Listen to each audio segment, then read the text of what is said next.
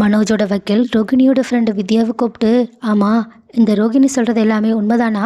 அவங்க கல்யாணத்துக்கு முன்னாடி அவங்களுக்கு ஏற்கனவே கல்யாணம் ஆன விஷயத்த மனோஜ் கிட்ட சொல்லிட்டாங்களான்னு கேட்க, ஆனால் வித்யாவும் கொஞ்சம் கூட தயக்கமே இல்லாமல், இல்லை, அது எல்லாமே சுத்த போய், ரோகிணி இந்த விஷயம் எல்லாத்தையுமே மறைச்சி தான் மனோஜை கல்யாணம் பண்ணிக்கிட்டான்னு ரோகிணி பண்ண தப்புக்கள் எல்லாத்தையுமே போட்டு போட்டு வச்சிடுறாங்க.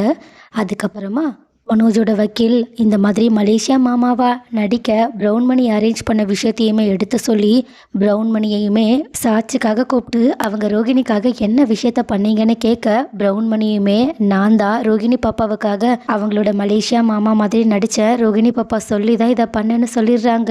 இதை கேட்டுட்டு ஜட்ஜுமே அப்பனா உண்மையாகவே இவங்க ஏமாற்றி தான் இந்த திருமணத்தை பண்ணாங்களான்னு மனோஜ் கிட்ட கேட்குறாங்க. ஆனால் இதை கேட்டுட்டு மனோஜும் அமைதியாக இருக்க, இந்த பக்கம் ரோகிணியும் எப்படியாவது மனோஜ் இந்த விஷயத்தில் நமக்கு சாதகமாக ஏதாவது சொல்லணும்னு காத்துக்கிட்டு இருக்காங்க. ஸோ கைஸ், யாரெல்லாம் மனோஜ் இந்த விஷயத்தில் ரோகிணியோட வலையில் விழுந்துருவாங்க, அவங்களே இந்த கேஸை ஒன்றுமே இல்லாமல் பண்ணி மறுபடியுமே ரோகிணி கூட வாழணும்னு ஆசைப்படுறதா சொல்லி இந்த விஷயத்தை சப்புன்னு முடிக்க போகிறாங்கன்னு நினைக்கிறீங்க? அண்ட் ஆல்சோ மனோஜ் இப்படி பண்ணாமல் ரோகிணி எதிர்பார்க்காத விதமாக உண்மைதான் சொல்லிட்டு அவங்க ரோகிணியை பிரிஞ்சால் நல்லாயிருக்கும். முக்கியமாக தப்பு பண்ண ரோகிணிக்கு ஒரு சரியான தண்டனை கிடைக்கணும்னு யாரெல்லாம் நினைக்கிறீங்க?